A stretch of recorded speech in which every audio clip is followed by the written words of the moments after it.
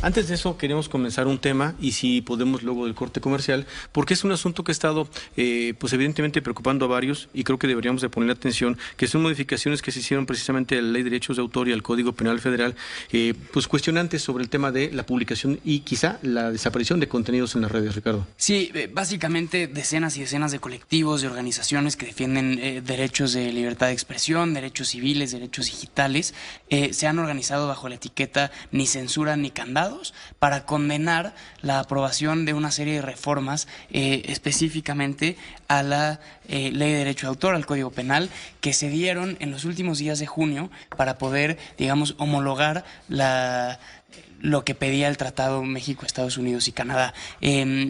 Básicamente una de las quejas es el establecimiento de un mecanismo conocido como notificación y retirada que obliga a los proveedores de servicios digitales en línea a quitar cualquier contenido o publicación de sus usuarios cuando alguien más alegue que se violan sus derechos de autor. Entonces, no sea el autor. Yo puedo decir que tú subiste algo que viola mis propios derechos de autor, aunque yo no sea el autor, y antes de investigar, antes de apelar, antes de darme, digamos, derechos a revisar, o que lo compruebes bajan. Lo que dices. Exacto, lo bajan y luego vemos. Bueno, está en la telefónica Luis Fernando García, que es presidente director de la Red en Defensa de los Derechos Digitales. Muchas gracias, Luis Fernando, por tomar la llamada. Buenos días.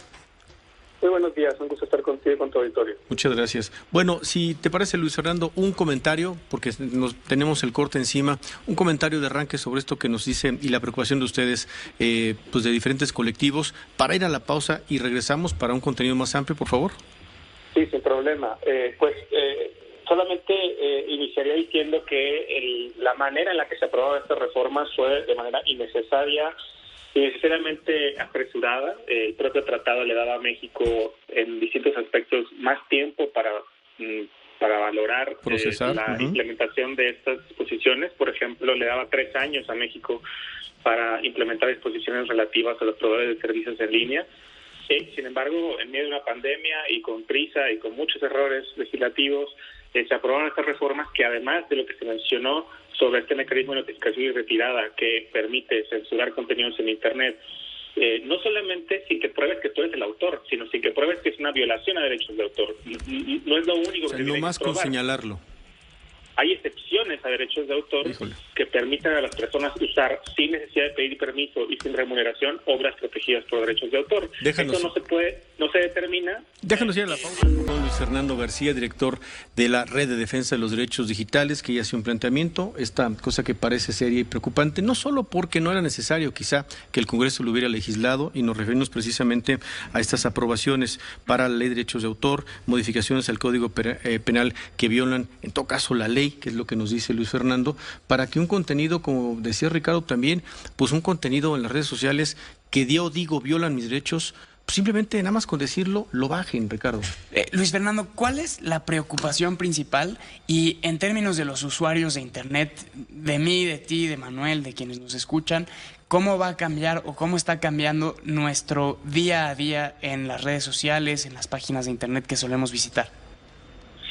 Sí, pues lo primero que tendría que decir es que este mecanismo, desde nuestro punto de vista, claramente es violatorio de la libertad de expresión, es decir, el que tu expresión pueda ser censurada antes de que se determine si efectivamente es ilícita o no, es una violación clarísima de la Constitución y de los derechos humanos contemplados en tratados internacionales de derechos humanos de los que México es parte. Esto además, digamos, se ha confirmado porque este es básicamente un sistema que existe en Estados Unidos y que de alguna manera hemos estado padeciendo extraterritorialmente porque empresas alojadas en Estados Unidos han implementado este sistema de manera global y se ha demostrado cómo es fácilmente abusado este sistema para censurar contenido de interés público y cómo incluso hay un estudio empírico que revela que alrededor del 30% de los avisos que dicen que algo viola derechos de autor en realidad no lo hacen, no violan derechos de autor, están protegidos por una excepción o la persona que hizo ese aviso nunca demostró tener un derecho de autor.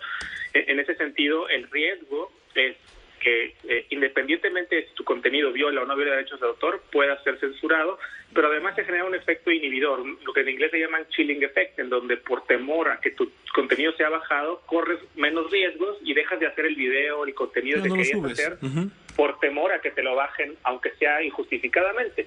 Y eso ya es un efecto que llevamos varios años padeciendo, como decía, en virtud de que muchas empresas de Estados Unidos nos lo han aplicado bajo una teoría jurídica bastante discutible, pero lo han hecho, y ahora se está incorporando esto a la legislación mexicana, y empresas como por ejemplo proveedores de hosting o empresas de servicios en línea alojadas en México tendrán que aplicar un mismo sistema que puede mantener censurado un contenido por poco o por mucho tiempo, sin que haya una orden judicial que haya determinado que ese contenido viola derechos de autor. Entonces, tanto los efectos prácticos y específicos como este efecto inhibidor que genera un tipo de autocensura son muy preocupantes desde nuestro punto de vista. Luis Fernando, el colectivo Ni Censura ni Candados ha pedido a la CNDH y a legisladores promover acciones de inconstitucionalidad. Sabemos que desde el PAN, desde la oficina de la senadora Xóchitl Gálvez, se está planeando una.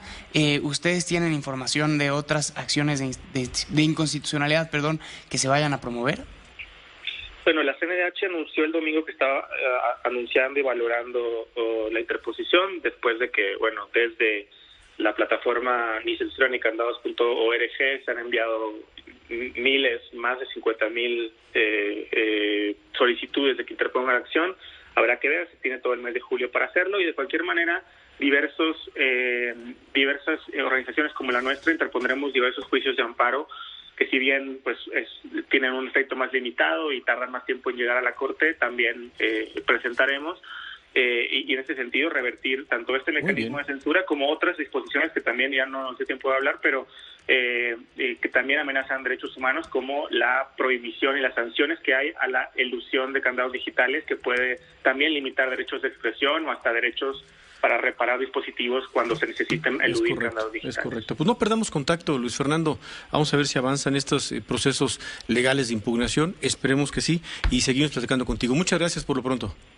No, gracias a ustedes. Gracias, Luis Fernando García, y director de la Red de Defensa de los Derechos Digitales. Ya te encargamos el tema, Ricardo. Sí, le estaremos dando seguimiento. Que parece absurdo, ¿no? Usted le mete mano a su iPhone, ya, es un delito. Pausa, volvemos.